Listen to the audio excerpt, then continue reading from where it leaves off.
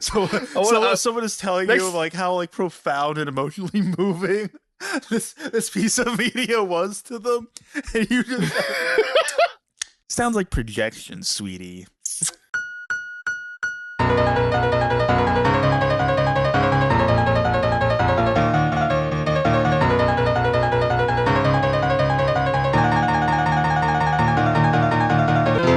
You know what we need to do? Forget gatekeeping. What about gaykeeping? You know, Wait, are we keeping the gays? Yeah, no, we got. Yeah, no, we got to protect the gays. They're too precious. No, but are we gatekeeping who is gay? Like you have to be like a certain level of flamboyant or like certain level of degenerate or something. Like, how does this work exactly? I need a logistic. I think that we should gatekeep it based on who they voted for in the last election. So it's like if you voted for Trump, you're really gay. Of like Joe Biden, like siphoning out the melanin from a black woman who didn't vote for him or something. So there's that, but then like, if you're a man, would voting for Trump be more gay because you didn't want to vote for a woman? That's a good question. Have you seen the Baki thing, by the way? With like Trump in it? Yeah. The customary, there's a new president, and they need to like do the thing with Yojiro and Baki. And Elon Musk is there, and Yojiro's like, what the fuck is why is there another person here? I'm gonna rape both of you. It's what? it's what we call dark woke, okay? Dark woke. And this is and guys, guess what? You're listening to the Weeb Crew, the only dark woke anime podcast. I'm your host, Psyotic, and as always, I'm joined by my fellow dark woke dirtbag left co-host, Moomy. Let the hate flow through you. Moomy, do you also hate the Democratic Party? Dude, it's so cool to be edgy. Listen, all right, I'm socially progressive, but get this, I'm also not afraid to say the N-word. That's what I think. That's what dark woke is. Did you get replaced by fucking what's his name? What is his God, he's irrelevant now. I forgot his name. What the fuck are you even talking about? You know, are you talking? I think you're talking about Haruhi, right? Everyone's forgotten who Haruhi is now. Who? Haruhi was like an anime character from like the 1990s, I think. And like the 1980s P Diddy shit. Yeah. I remember that. It's 80s or 90s. I don't know which. I haven't seen the show, but I've been told it's for pedophiles. That's I'm not gonna, the most trustworthy source. I'm not gonna watch it. I'm gonna avoid it. Like I've actually never seen Haruhi. Wait, have you not really? Moomy, how should people watch Haruhi? Chronologically or release order? Chronologically / rebroadcast order, because that is the time they broadcast it in order chronologically. This is true. The second time. Well, wouldn't then the correct viewing order to be like complete broadcast order, where you do the jumbled up version first? Yeah. And then you rewatch season 1 chronologically, and then go into season 2. Yeah. That's what I'm saying. Watch it chronologically. That would, No, you watch season 2 in with season 1. Oh, chronologically. Oh, so you mean you just watch season 1 chronologically and go into season 2? No. You watch season 1 up to when season 2 airs an episode that's supposed to take place before the episode of season 1. Because season 1, the last episode of season 1, which is like, or chronologically, where it's like them in the snow. Yeah. That takes place right before disappearance. So that's supposed to happen after season 2, which season 2 takes place in the summer. So all the Endless 8 stuff and all that in the film, the movie they're making, all that, you watch that, and then you watch episode 0, which is the film they made at for the festival or whatever. Yeah.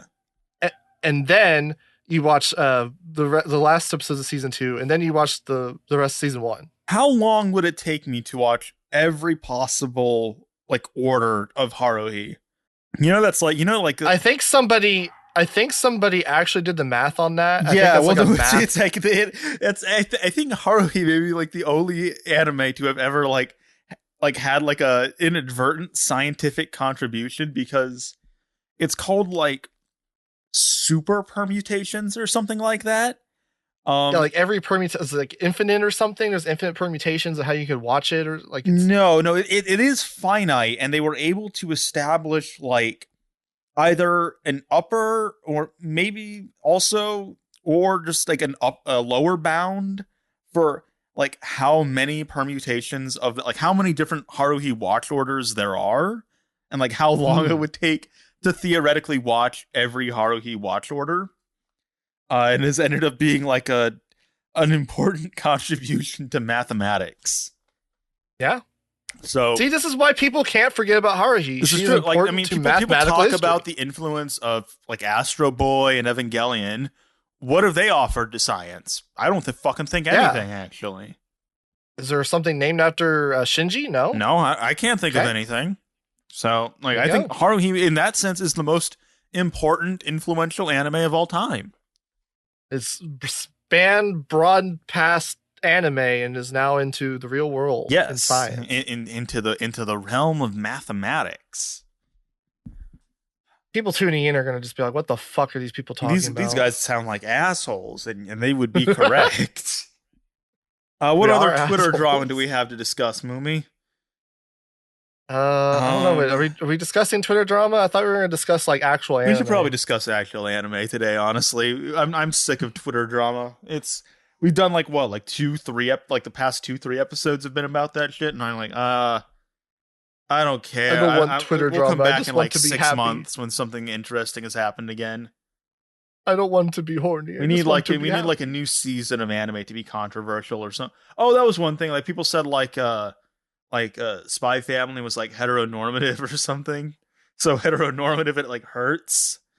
You know what's really heteronormative? That fucking I Have a Crush at Work. Have you watched the latest episode? No. It is painful. I hate seeing people happy, honestly. That's what I've been saying for fucking months now. It's like I'm watching them and they have like such like a happy, healthy, stable relationship, and I'm like, fuck you people. Fuck them. Why you people don't deserve happiness? Fuck you. Die. One of you needs to die. I hate you. I hate you. And it's like we were talking about it, especially after watching like the most recent episode. It may be the most conflict-averse anime of all time. Yeah. Everything ends up working out for them in the best way possible. Their professional lives are going great. Their relationship is going great. Everything is going great for them. They're all happy. It really does feel like it's like setting up like, oh, one of them is just going to get hit by a truck at some point and die.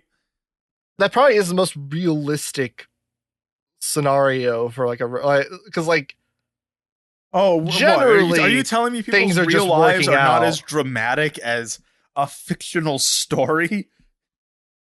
Generally not. Generally not. Maybe for a short period of time it can be. It can or be, unless, but like, it's you're not just like, I mean, most people's lives are not interesting enough to be turned into an anime. Maybe that's a hot take. I don't know, so there was like a year span of my life where like I recounted it to somebody at one point in high school, and like they cried. What the fuck do you mean they cried? Well, they cried. They just were like, "Oh my god." I'm just you know that scene in Monster where Johan is like on the roof talking to like the alcoholic guy, and the alcoholic guy's like recounting his life story, and like it just cuts to Johan crying. That's just what I'm imagining in my head. That was like if someone wrote an anime on that. Yeah. Like that period of time, I would shit on that anime for being unrealistic. Unrealistically, and I know this because I shit on Nobody's Boy Remy for the same fucking thing where I'm like, okay, you need to call it. It's getting a little ridiculous. All right, ridiculous with the suffering. A little ridiculous. I'm just imagining the same. Like what's that? Like you doing the Kotora-san thing in the rain from the first episode. Because he screams in the rain. I'm laughing my head off at how ridiculous it is. Fucking Kotaro. If anyone has not seen, go watch the first episode of Kotaro-san if you haven't, by the way. And maybe even it's an alright show, but man, that first episode is so over the top with that shit. I think I did have that moment when I was like around that time period too. Oh no. I think one day I came home from school, I just sat in my car and it just died. Oh, so you were like a young adult, like you were able to like drive at that point then. Yeah, I was like a teenager. 16. Okay. 16 or yeah, because I was 16 because I graduated. I was like thinking like younger, like between like the ages of like I don't know, like 10 and like 14. No, this all happened like the beginning of my junior year, essentially. Okay. It was like 6 months. You're like everything sucks.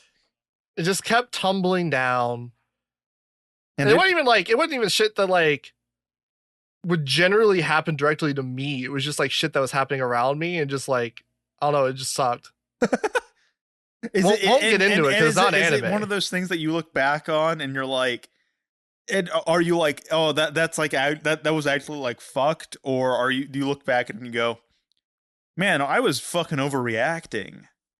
Oh no, it was actually fucked. Oh, okay. Like it was like people almost dying, kind of fucked. I mean, they were all like, it's one of those things where it's like they were all connected, in like a logical way. Yeah. So like, you know, someone would get into a car wreck because they were going to see someone else in the hospital and they were losing sleep and just fell asleep at the wheel, that kind of thing. Okay. Right? Yeah. So it was like they were connected, but it was just like it kept compounding. And like, I think the breaking point was like the one thing I had going for me at the time that I was like going and doing and like trying to like work toward, like end up being taken away from me because like I missed so much school that, and then like I need to make up some work or some shit. And the teacher was like, my science teacher was like upset because like I was supposed to be given X amount of time to do all my work or whatever. Right. And it went over the 6 weeks deadline. So she submitted that I had a failing grade because she was like, well, why didn't you do my work? It's like, because yours is like the hardest one of all the stuff I had to do. And I was able to finish everything else in the time it would have taken me just to do yours. So it was like one class was like, I should have like more time. She's like, well, I'm submitting a failing grade and I'll change it for you by next year or next 6 weeks or something. But her doing that then failed me where I couldn't do the things I was looking forward to doing. Yeah. Okay. Like club activities. It was like one of those stuff. Yeah. Yeah. So it was like that being like the thing that like put me over the edge is probably like overreacting in some capacity, but it's like also at the same time it's like, well, there's a lot of shit going on. Yeah, I mean, if that's like your if that's also like your main like social outlet too, that's like fucked up. Yeah, it was not a good time. Yeah. see now I'm thinking back on like my life during that period, and now I'm realizing like, oh yeah, that actually is like horrible. And I just didn't really give a shit at the time because I didn't fucking care about I still don't care about anything.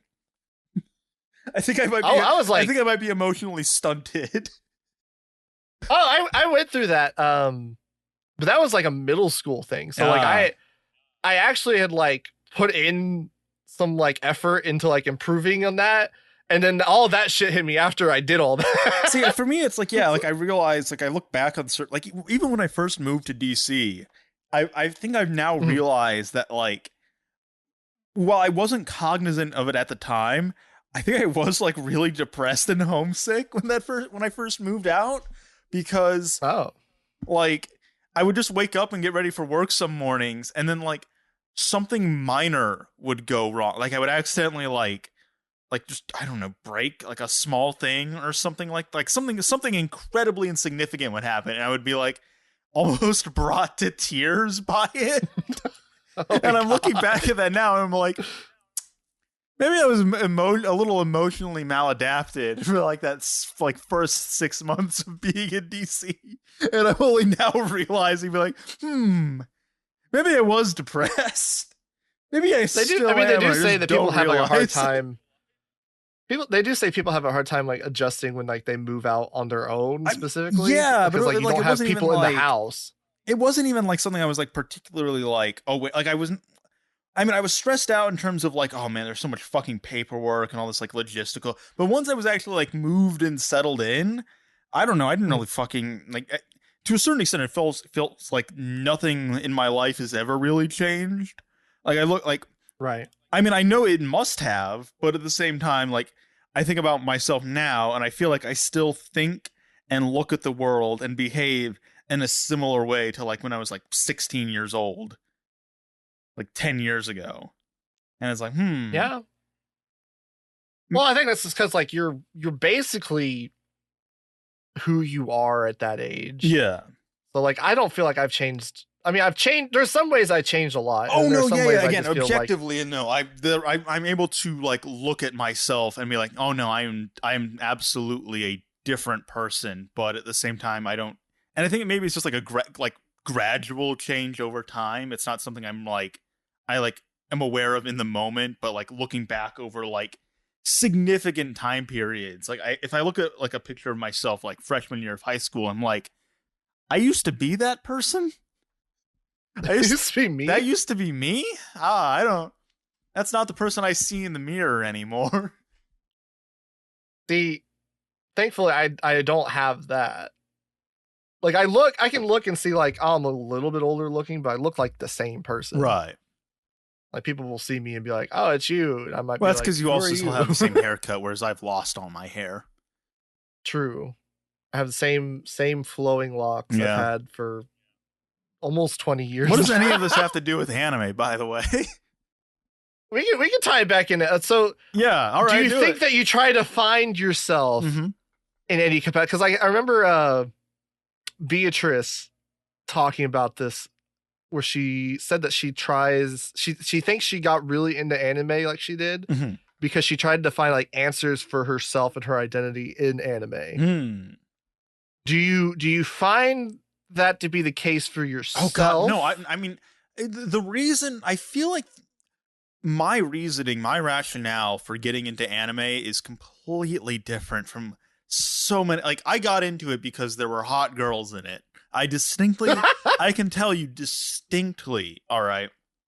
I was talking with a friend of mine over Mumble. We played Minecraft together, and he was telling me about like was like the guy who like watched anime. And he was telling me about this anime he watched, which was Problem Children Are Coming from Another World. And he posted like the poster or something. And I saw the bunny girl and I was like, damn, she's fine as hell. I'm going to go watch that show now on like some fucking pirating site.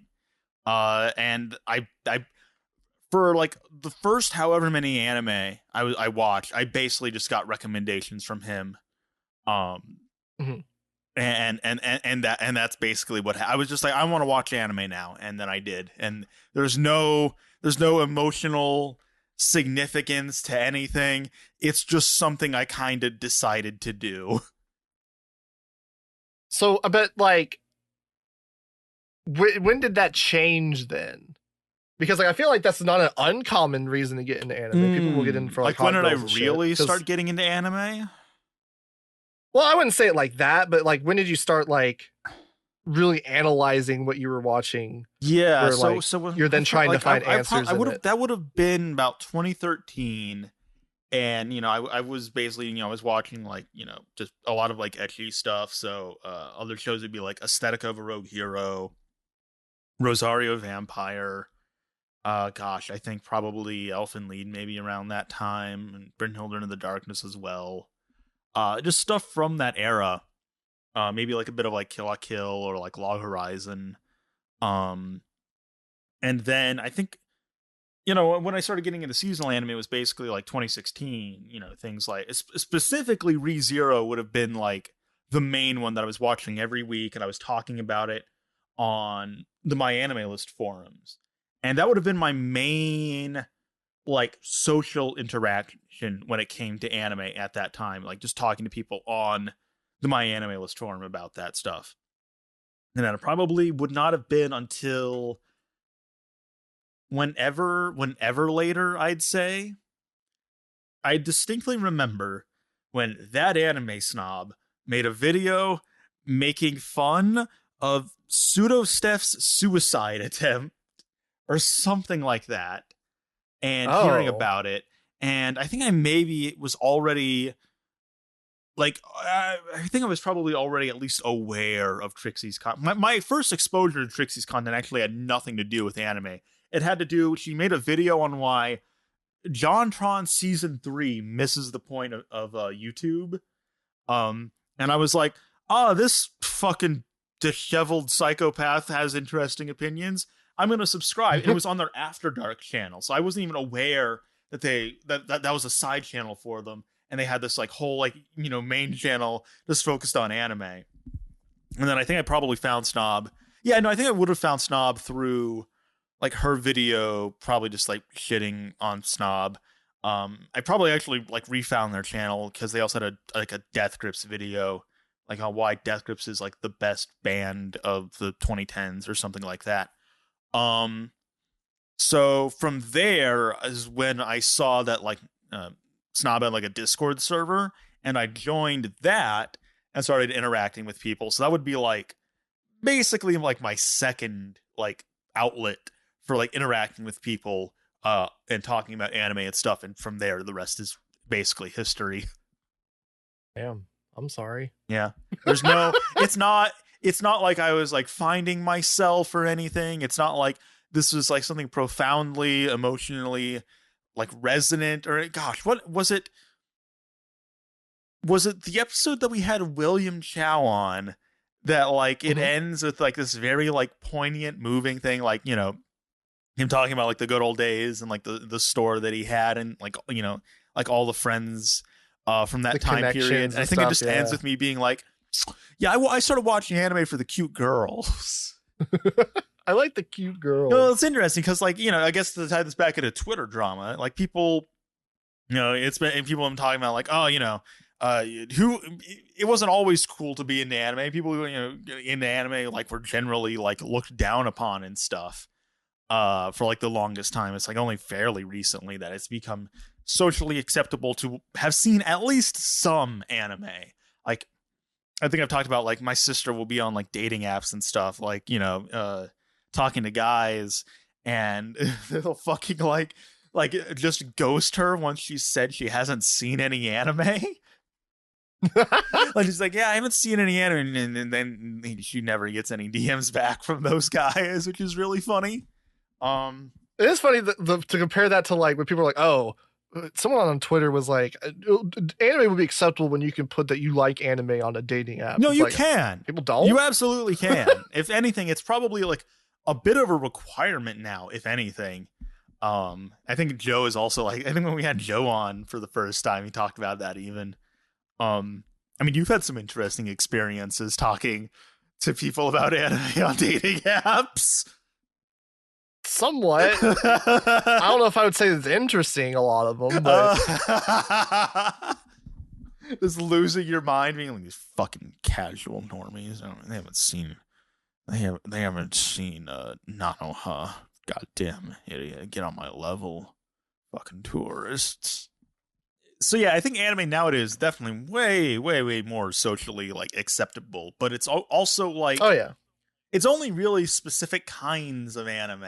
Like, you can't be talking about stuff that scares the hoes, scares the maidens. It's got to be pretty stuff that's available on Netflix generally. Yeah, at least not at first. Yeah, you can't go to somebody and be like, well, I don't know, I've done that. It doesn't really lead anywhere because it's just like there's a certain point where like you go so far down the iceberg that's all the same, right? Like, yeah, oh yeah, bringing up fucking Technolize as someone that's only seen My Hero Academia is the same as bringing up Matarika or some shit, right? Like, yeah, they don't. There's like, okay, some fucking it's all generic it's art all house Greek shit to them past a certain it's point. all Greek to me. It's all what the kids are now calling Diddy anime. It's all Diddy. It's all Diddy anime. Like Belladonna of Sadness. I don't know. That is the thing that people defend now. But I don't know. Like, I think that people get into anime for different reasons. But like, yeah, being into anime, like a sustained reason for being into it, I feel like you can change, right? Like, yeah, when we were talking about like with William, I don't think the communal aspect was specifically why he got into anime initially. No, but it definitely like became like a major facet after a certain At least point. like in retrospect, like I don't know if you necessarily even think about it a lot of the time. Like I look back at like when I was in anime, like in middle school, and like being into it with my friends and stuff, and like finding new people to be into anime with wasn't necessarily on the forefront of what I was thinking about when I'd watch it. I was just like, oh, it's kind of a cool show. Yeah. And then like you look back and you're like, oh, that was a pretty integral part of why I was into anime the way I was. There's like, there's that sort of like initial appeal of like this, like, you know, before I watched like Problem Children, I still was like tuning in. I would set my alarm on my Nintendo DS and I was tuning in every like Saturday night at like 1 a.m. and I would set my alarm on my DS to wake me up so I could watch Full Metal Alchemist Brotherhood on Toonami. Because Full Metal Alchemist. Full Metal Alchemist. So there was that kind of appeal. It's like, oh, this is like something different. This is something kind of cool. But it wasn't like, it wasn't until later that I was like, I would say I had like a bona fide interest in anime as anime, if that makes any sense. Like where I was like, I want to watch anime. Anime is a thing that I am, you know, fairly cognizant of now. I'm gonna be completely honest. I was probably already. No, I almost certainly was already jacking it to fucking hentai and stuff. Like well before. Like if anything, that's probably why I got into anime. If I'm gonna be completely honest. Hentai came first. Yeah. Oh yeah. For like a fucking teenager. Are you kidding me? That shit was awesome. Yeah, I don't think that's an uncommon thing. No, but no, I don't think. I mean, it's uncommon in certain terms of like. I don't think a lot of people are gonna say that. Yeah. I don't know. Well, I don't think it's common for people that are like into anime on this level necessarily to like have started off that way. Mm-hmm. I feel like a lot of people that do start off that way generally find other things to get into for the same reasons. Yeah. That aren't, and you usually find some other reason to get into anime, like deeper, right? Oh yeah, I've never really like. I enjoy the different perspectives because like anime and just like stories and media and literature and shit in general, right? Mm-hmm. It can speak to like a truth of like an experience in such a way that's not just reiterating that experience in a way that's almost hyper true, like a hyper realism, where like you can get into like a story. I guess like something like Orb might be a good example of this, honestly, where it's like people will get into Orb for the general sentiments that it's saying, right? Like the people that like Orb, us not being one of them, but the people that like Orb are getting into it for these general sentiments that speak to a truth of their experience. Right. But it is not literally true, right? Like it's not like it's like not a documentary or like a recounting of like an actual event. Yeah. But it speaks to like that experience that you can kind of filter through this sort of kaleidoscope lens of your experience, and you kind of like draw different things out of it, right? You know, some people would call that projection. Projecting. You're probably projecting. You identified with this anime, and it sounds like you're projecting, my man. Unlike me, who has a response. Unlike me, who has an ironic emotional detachment to everything. I'm cool, unlike you. Sounds like projection. Okay. So someone is telling you like how like profound and emotionally moving this piece of media was to them, and you just sounds like projection, sweetie. Sounds like you're reading a little bit too much into it. But, fuck. It is projection. But I'm totally off track. Holy shit. Well, it does speak to like that I think so. Okay, I know where I was going with it. Yeah. I don't consume it in a way that I'm like interested in trying to define myself necessarily. Like obviously you can define the boundaries of like who you are outside of yourself as opposed to like internally or whatever, right? It's kind of existential. So like maybe, yeah, I guess there could be like a layer of that to it. I'm not. We need to get Joe Rogan on the podcast for this kind of shit. You get Joe Rogan. He tells that Joe take Rogan. DMT to have an out of body experience. Jamie, if you're listening to this, hey Joe, hook us up.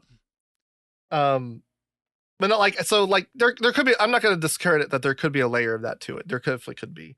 Like as far as like defining yourself like externally. But I generally just enjoy like seeing things from like different perspectives that are outside of like something that I would be used to or like I would know myself or whatever. Yeah. So like that's why when I watch YouTube content, that's why I like having their experience like shine through in their content where they're like kind of conveying what it is they got specifically out of what they're talking about, right? Mm-hmm. I don't, to some degree, like you focusing in on like staff and stuff can like kind of inform that. Where it's like, I'm really into this sort of aspect of this production. So like, I'm going to focus in when I'm talking about the show. Yeah. And it's not like I don't enjoy content like that. Like obviously I like Steve's content. Like yeah. Hayden's stuff, like people that do that kind of work and put the work into like informing you about what happened around the show is all well and good. Right. But like when people are talking about like, you know, just like a general season review or something, and then they spend half of it just kind of doing lip service to it, and they're not really going in depth with it, and then they don't really talk about their experience. It's more like about assessing the work from like this weird detached angle where you're kind of like trying to impress that you're somehow doing it objectively. Yeah. And not really leaning into or like really being upfront or paying attention to like these aspects that kind of define your experience. Yeah. It becomes kind of useless to me. It's like it's one of those things where, especially when it comes to reviews, I think what makes for a good or interesting critic is not necessarily like their ability to look at things objectively, but ultimately like their perspective on it. And I think, you know, someone who has like a fairly unique voice, fairly unique perspective on something is going to be much more interesting than a bland milquetoast. Here's what I saw at the movie theater this week, guys, and I'm going to recount to you what those things are, and then not really put any of myself into it at all. Like, yeah, I understand. Like, well, I mean, a lot of review content is that it's also just fucking boring. Yeah. I guess like a counter example would maybe. Do you know Critical Drinker? Oh yeah. Yeah, I guess that's kind of like the opposite of like. I mean, I think his content's fucking annoying. But at the very least, it's not bland. There are at least things worth discussing and disagreeing with, as opposed to just blah. Just personally, I just think he's not ideologically interesting enough. Like he approaches it from like a moralistic, ideological critique. Every time there's a joke about fucking woke modern audiences, and I'm just like, you're better than this. No, he needs to be more extreme for it to be more interesting. Like he needs to be fucking crazy. So you're saying he's like, he's not crazy enough with that shit. Exactly. If you were just going off the deep end, then I'd be into like it's That'd like be a little bit, when he's you look too reasonable. Where it's like, I mean, I can agree with him. You know, Hollywood sucks. Yeah, fuck those people. But it's also like, no, I want you to tell me like get into some conspiracy shit for me. All right, that's the. We need to like Gavin McGinnis, like anime is for pedophiles. We need like Matt Walsh. Anime is satanic. Anime is satanic. I need you to go that. Now that's a take right there. All right.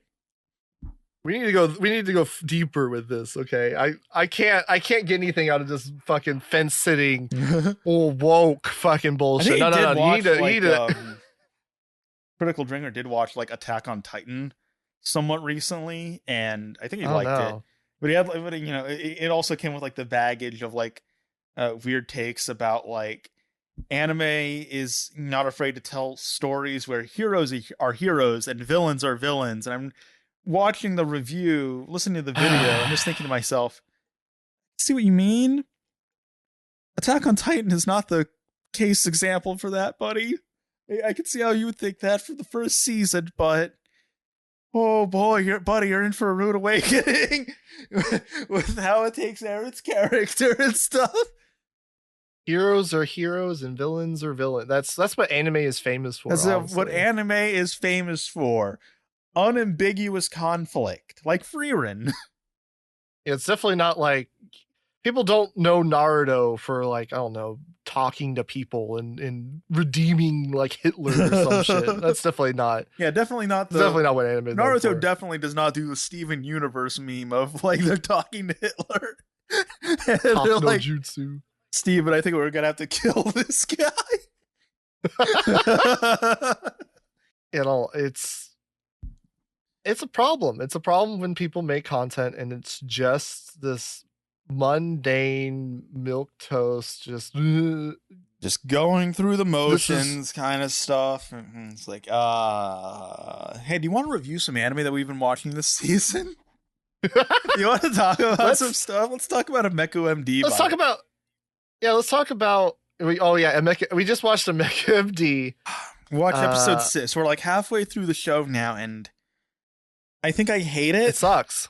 It's really it's disappointing is what it is. And we still need to get our seasonal video out. Hopefully that'll be done this weekend.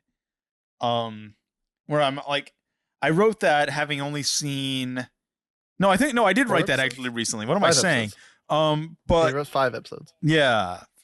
And episode 6 certainly does not turn it around because it's the conclusion of this like 3-episode murder mystery arc. We are 6 episodes into this show, this medical mystery drama, and half of it, no, even more than half of it, because there was also an episode and a half dedicated to another murder mystery. So 75% of the show so far have not been medical mystery. It's been murder mysteries. And it's like, what the hell are we doing? Like you kind of forget this is supposed to be a doctor show. It's supposed to be a doctor. Episode 5, I think she literally was not on screen like 85 to 95% of the time.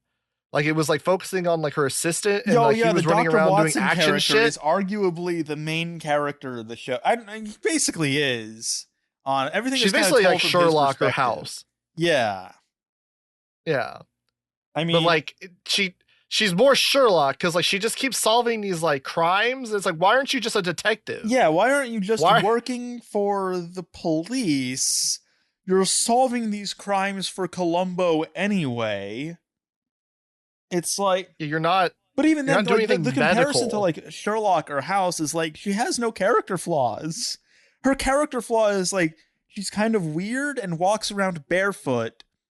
That's basically it. Kinda quirky, yeah. And you compare this to like House or like Sherlock Holmes, and it's like, no, it's not even close.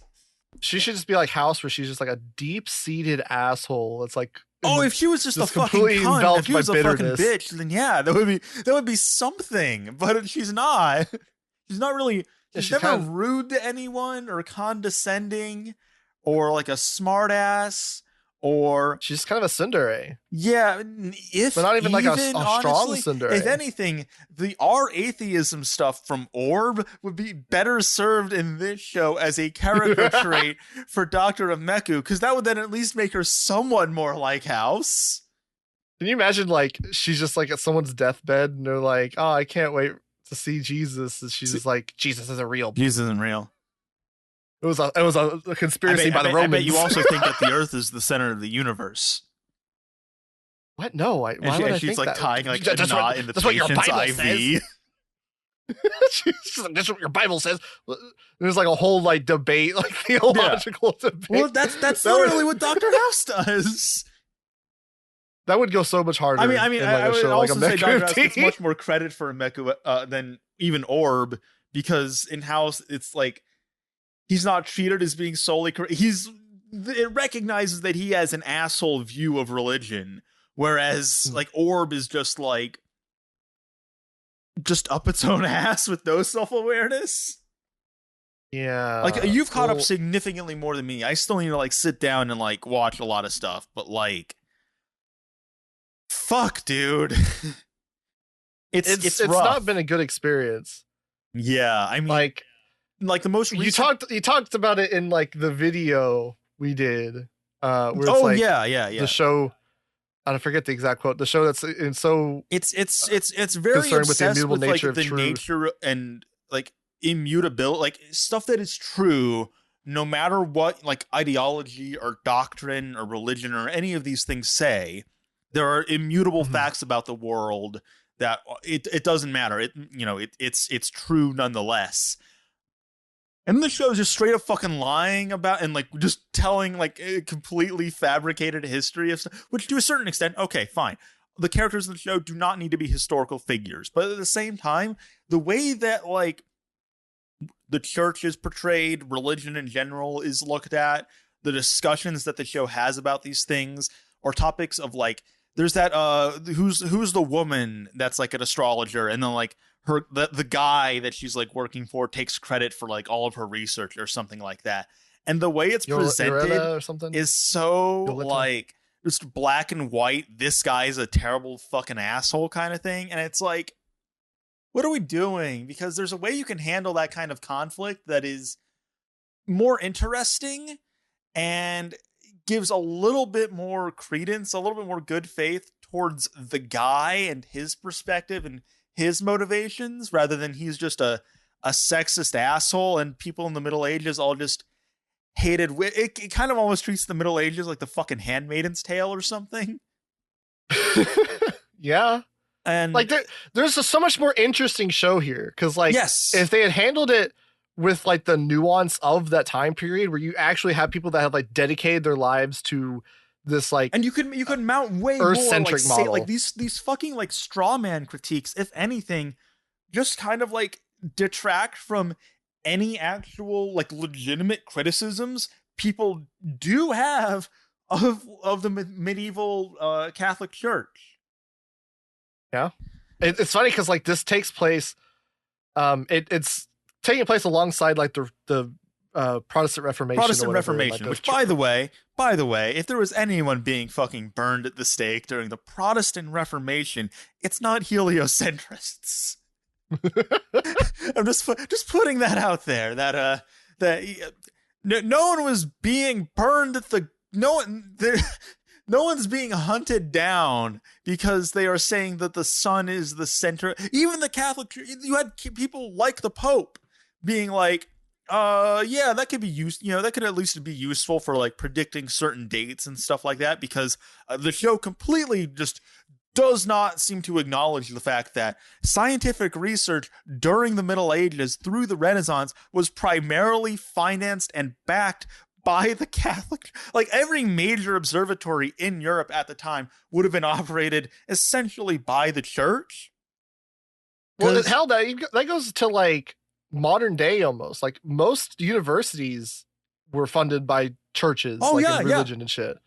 And like it's this weird like retro like revisionist history where it's like we want to paint religion as just being like, oh, this is just completely evil.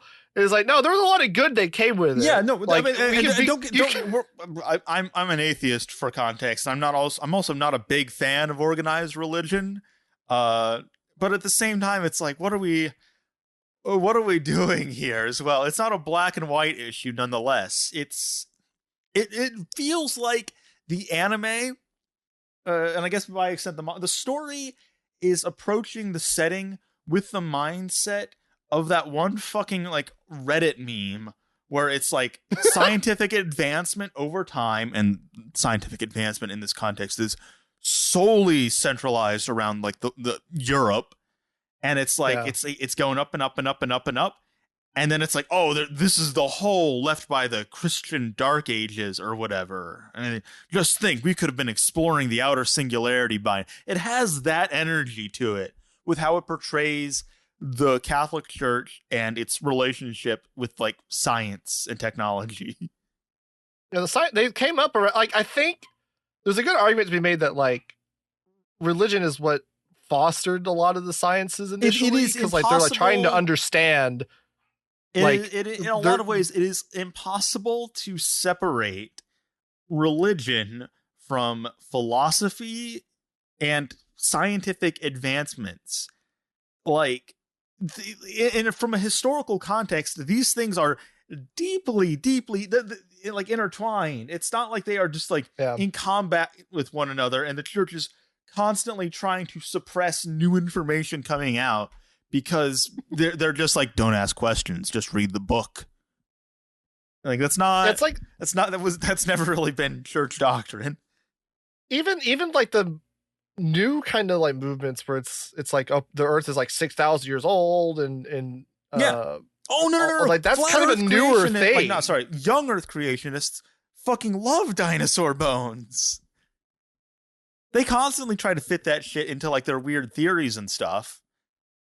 Oh yeah, this is what you would get from the flood or something. Yeah. And it's like, okay, champ. Sure. Whatever. Whatever you say.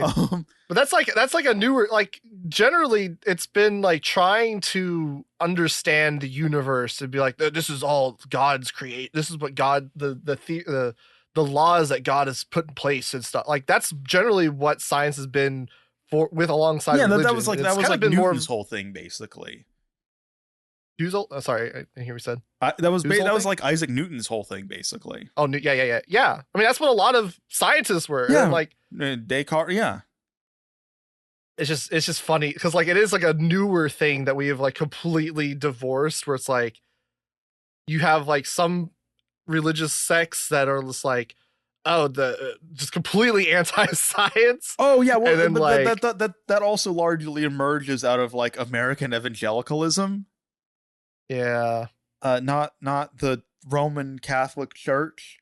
It's a very bizarre and profoundly, because I do think there are good moments in the show where it kind of hits on that same sort of like humanism and, you know, realizing your place in history in the universe. That's something like Vinland Saga or Planet, like, you know, stuff that Makoto Yukimura does very, very well. And Orb does hit those things very well. But then it will like immediately undercut it with like this fucking fedora tipping. And it's like, why? Also, weird thing. This is not a problem with Orb per se, as much as like a thing that I've noticed in anime in general that feature the literal actual Catholic Church. They basically never bring up Jesus. They'll talk about God, but never Jesus, or when it comes to like the Catholic Church, like Mary. It's always just God, and it's very weird to me, honestly.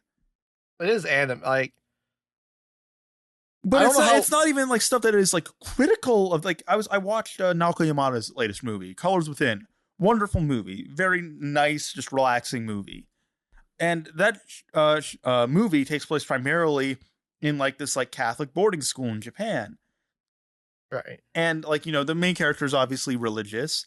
The opening scene of the movie is her praying to God, but they never like frame stuff in like they will bring up scripture, but never frame stuff like as like the teachings of Christ, which is very strange to me, honestly.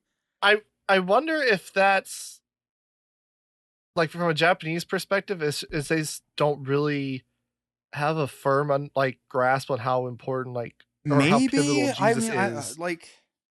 I would be curious to know. I'm not the biggest expert on. I mean, I know that Christian religion, Christian faith, the Catholic Church and stuff exists in Japan. It's actually like a fairly. There's definitely like missionary work being done. Yeah, I mean, like what's the fucking what's the one like South Korean like cult thing that like the guy who shot Shinzo Abe, his like mother got screwed over by. Yeah, Like that stuff is I don't also like remember very that. tied to like I think like the guy who founded that said he is like the like reincarnation of Christ or something. Um, so those elements do exist, but yeah, they're just not very featured in even anime that neither take place in Japan, but or like feature like the Catholic Church. It's very strange, and yeah, I don't quite understand it. I don't either. If I've if never really thought if about that, you are someone honestly. listening who does understand it, please explain it to me. I would love to listen. I wonder if maybe it has like maybe it's like Bahamut or something where it's like it's okay to talk about God in like a nebulous sense, but they feel like targeting a specific figure like that would be over the line in some Maybe, way. maybe. I mean, when you look at something like Fate has a really weird relationship with that because it, like, obviously, Prophet Muhammad not in Fate. Neither is Jesus. Don't want to do that. That'd be kind of controversial, to say the least. Where's my Jesus?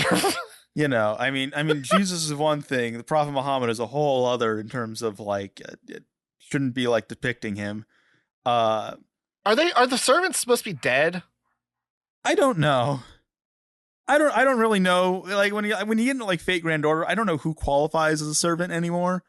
But then you also have like Moses, I think, is in Fate Grand Order, Abraham. So you could still have these like major like, you know, figures in Abrahamic religions, but just not those two specifically. Probably because like Jesus and Muhammad are also like the, you know, main figures of the two largest religions on earth.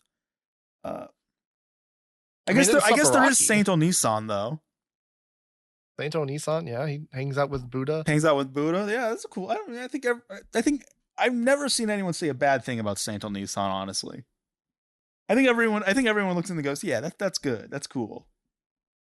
I don't know, like, because like I guess like not all of them in Fate, I guess, are dead. Now I'm thinking about it, because like Saber's supposed to be like she's still alive and is being transported through time or some shit Oh, then there's before all the like in stuff with her like dying Archer hours. technically, Yeah. which is Oh, it's that's weird. I mean, that's kind of the joke with Fate almost is that it sets up these rules and then kind of just ignores or subverts them. maybe it's something to do with like the mythos of the Holy Grail. Like Maybe. maybe Jesus cannot be summoned out of the Holy Grail because it is like through the power of it, or something. I don't Have I fucking ever told you know, my dude. idea for like a character I would want to see in Fate? Jesus. Ford.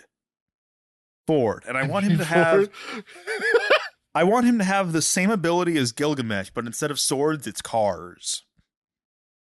So he can just, you know how like Gilgamesh can like summon a bunch of swords and just like lunge them? It's like that with cars. his noble phantasm would be like Monopoly or something.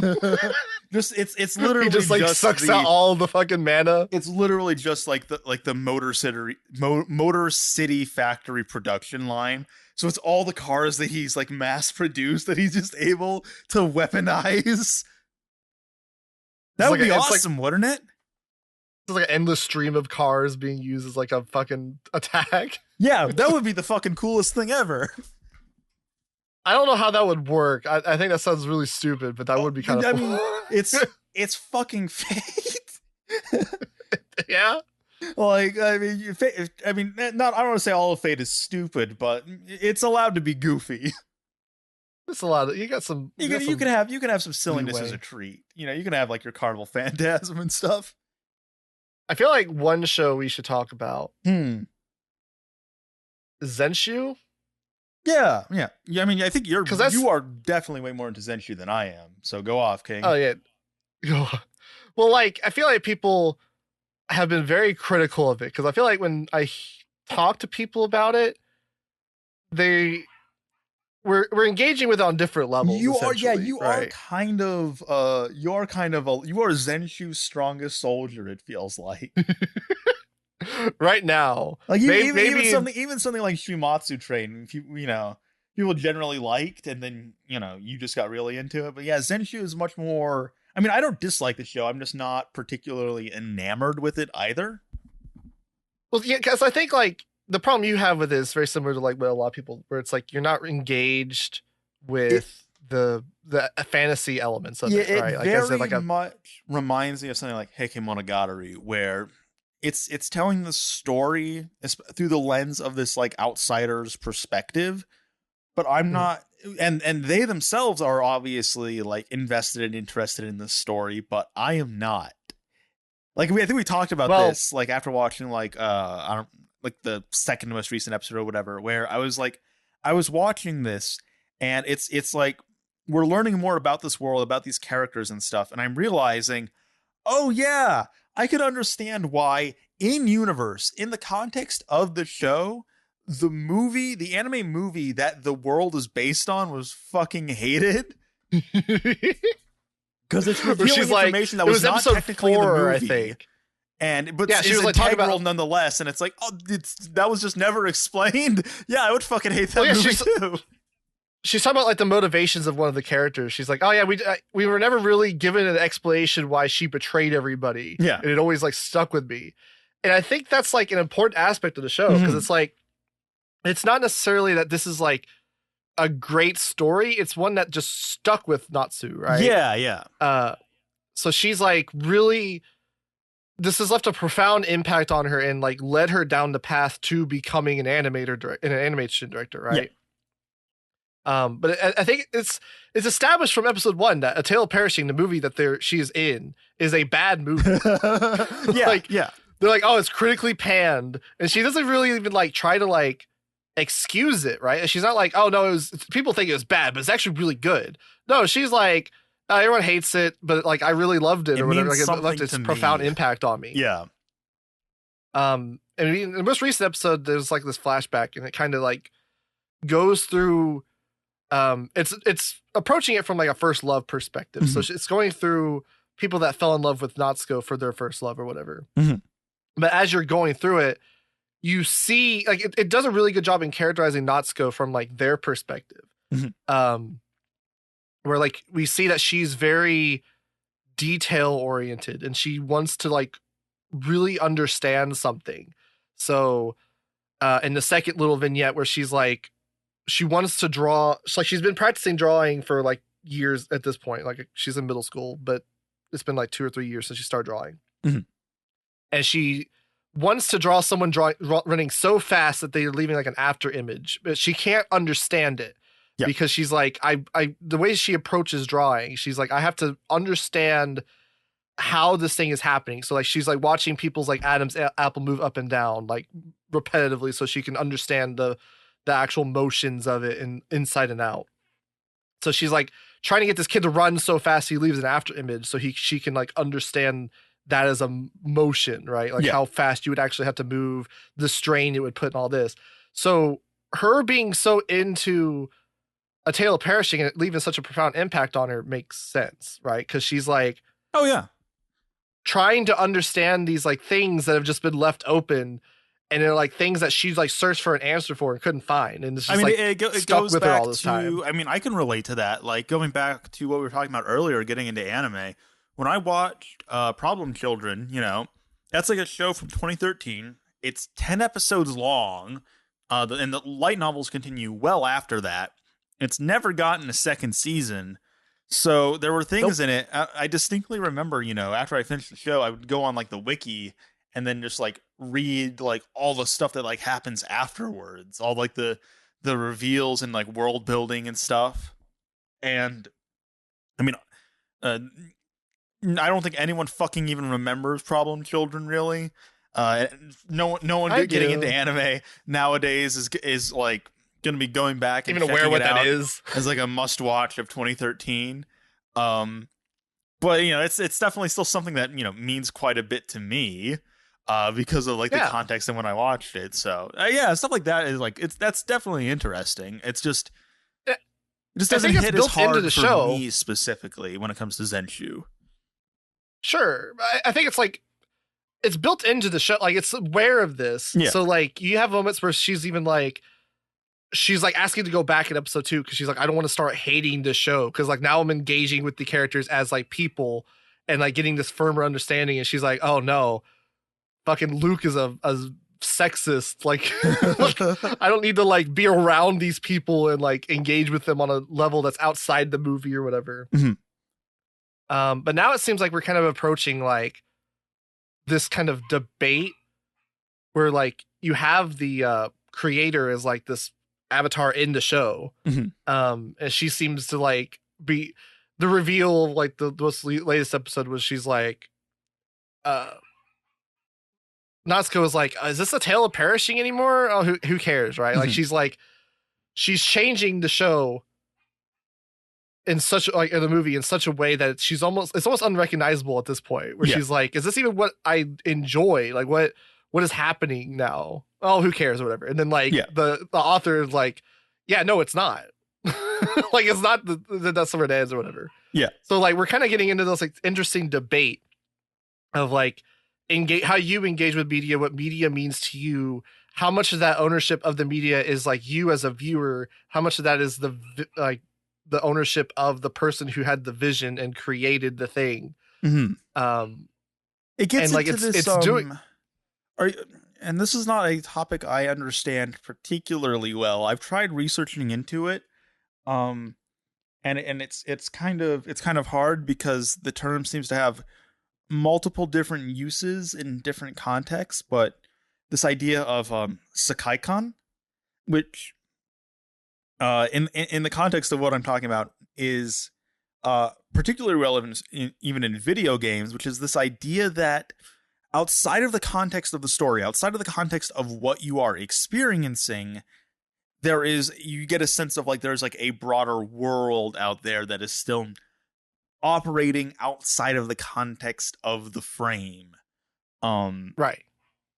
Which is always very interesting. So, and I mean, that's something Zenshu deals with quite literally in terms of like explaining stuff that was never explained in the movie originally. I would love, and it would be very interesting to actually get an actual movie of A Tale of Perishing, so we could have like some like that would be neat. Then we could actually have a little bit more context almost. It'd probably just be like an OVA or something, but that would be kind of cool. Yeah. I mean, something would be even a special, you know. But it's interesting because like I think what makes it work, even though it's like not great, right? The Tale Perishing or whatever, it's not great. No, as like a story or all the setup or whatever. But it works for me because like Natsuko's not engaging with it in that way. Like she's engaging with it as like I need to change the story. Yeah.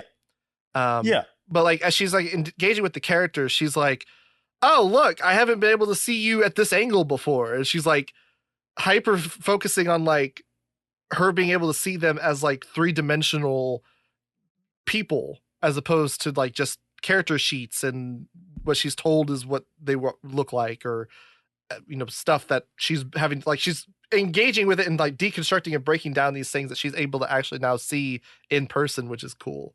And like all these references are interesting because like, yeah, it's a love letter in like a meta sense to like, you know, Anno's cut to in Nazca, the Tano circus, Tiger Mask, these things. But in universe, these are things that she worked on. Yeah. It didn't really like. It didn't say if she like did these specific cuts already. It's not particularly.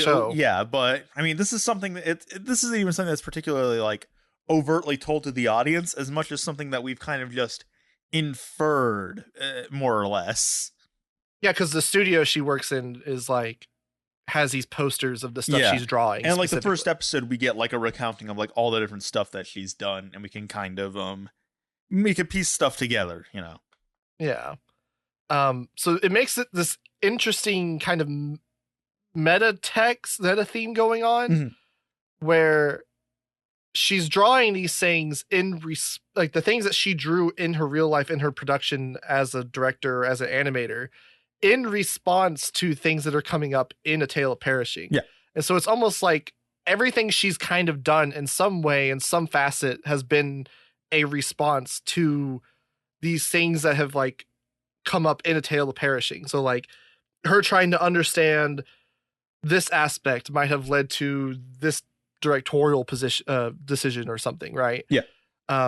And it's not like it's doing it in a very overt way where she's saying this. It's just like that kind of meta layer to it where it's like, oh, these things that she's done is now being used as a response to these things in A Tale of Perishing directly. So it's almost like saying that, yeah, these are things that she did in response, like her getting into animation, like in general, was like a response to A Tale of Perishing specifically.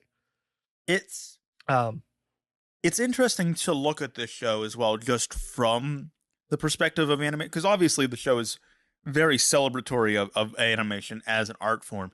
And it's actually kind of interesting to compare it to like the other, I mean, basically the only other anime original isekai like this, Suicide Squad isekai, in which, I mean, you know, we can talk about the show.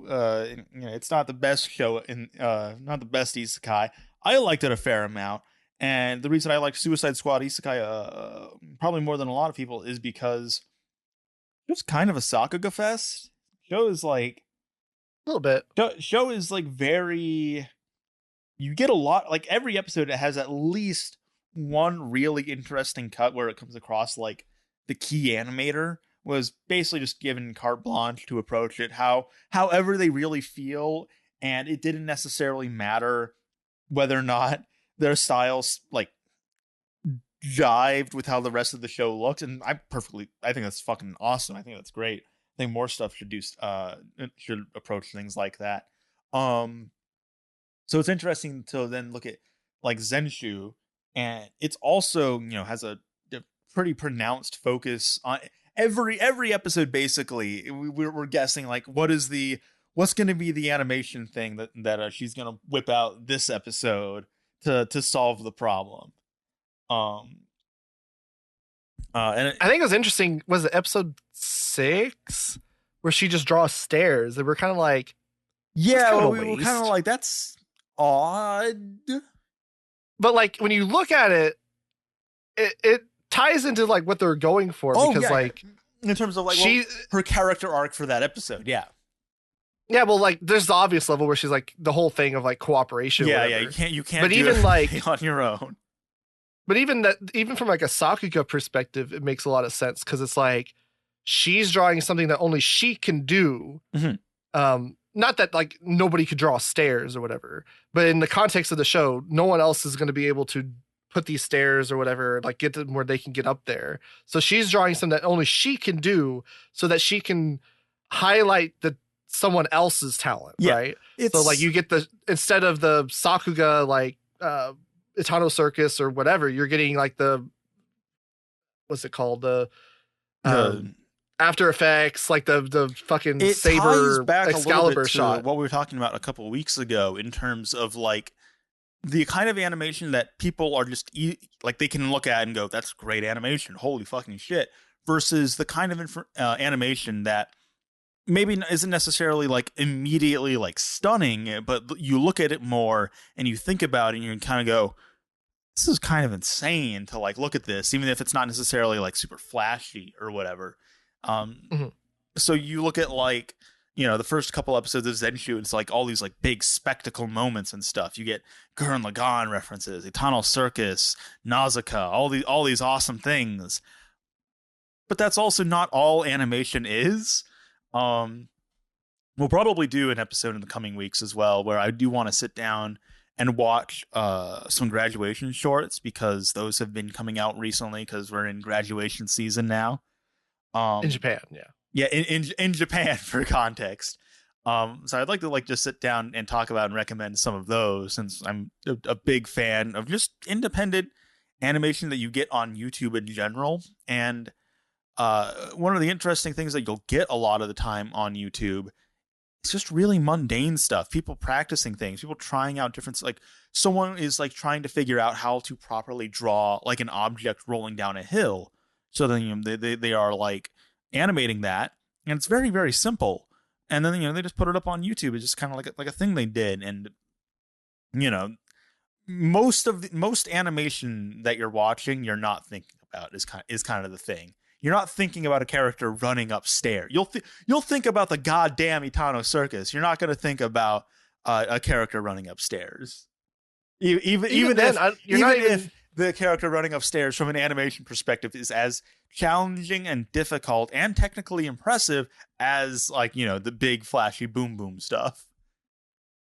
Well, yeah, because like the character animation of them actually moving up the stairs could be much more detailed than like adding all these layers of like After Effects shit. I mean, right? fuck, we were watching Ojisan Villainous. Again, one of the definitely check that out. We'll probably talk about it a little more in the coming weeks as well. There was a cut towards the end of not the most recent episode, but the episode prior, where what the fuck's the name of the pink-haired girl? God damn it, I'm blanking on it. Anna Doll. Yeah. She's like telling off these like bully characters, and like holy shit, like the character animation there is phenomenal. Like the way like the fabric on her coat, her like jacket is like moving with like the different like shadows and shading. It's really fantastic work. But it's also, there are a lot of frames put into like her just swaying back and forth. Yeah, let me see if I can actually just like standing there. Shit, let me see if I can find out who handled that cut real quick. But yeah, it's like that level of like detailed character animation oftentimes probably does take more work than the big flashy stuff. Mm-hmm. But it goes so much more unappreciated. Yeah, is this it? Yeah, Tetsuya Takeuchi. Yeah, you know, it's so in that sense, I would say that Zenshu is very interesting. I just do not care about the characters or story. Yeah, I mean, I like Natsuko a lot. She's growing on me. I still don't really care for. I mean, Luke is growing on me as well. I don't care about fucking Unico at home, or any of that. I don't think the elf that gets a husband though. Like that's. I think it's less about like. I was thinking about this because I'm like, when did I like diverge exactly from this mentality? Because it's like when someone talks about it, it's like, yeah, these are not the most like in-depth characters, but they're being utilized in a way that's taking advantage of these like themes, and like it's service to something greater than just themselves as a character, right? And it's like I'm not going to argue that like that makes them great characters because they're in service to something else, right? And it's like detrimental to their writing as a character specifically, but it doesn't like it's just not as detrimental to me, like my experience watching something anymore, that like a character might not necessarily be as fleshed out. Like I was thinking about it's a matter of like, you know, it's being more open-minded in terms of what can matter in a story. Can matter. Things holistically, or something. Like, you know, characters and story. It's nice when those things are really well done, but they don't necessarily need to be. But if they're not, then it does need to be. You need to be doing something else that can be appreciated. Without that, right? Like if there's nothing to appreciate, then it just kind of sucks. Think of like there was like a short that Furiko short or whatever, where it's like the fucking pendulum to the Muse song or whatever. Oh yeah, like that has no characterization hardly. Like it's like a very basic bare bones thing, but like it's in service because like what are you gonna do in 3 minutes, right? Like how are you gonna like flesh out an entire person's like entire worldview or like perspective? You're like, oh, yeah. I understand because you know he grew up on a farm and so he's very pragmatic, and so it's like, how are you going to do all that in 3 minutes, right? So like it's in service to something greater, that even though it's sacrificing aspects of their character, it is elevating the writing of that character being, you know, lesser by being in service to something that's greater than the sum of its parts, kind of thing. Yeah. It's to quote Kendrick Lamar, you know, it's life is perspective. And that's going to do it for us tonight, everyone. Thanks for coming out and watching the Weeb Crew. Have a good one.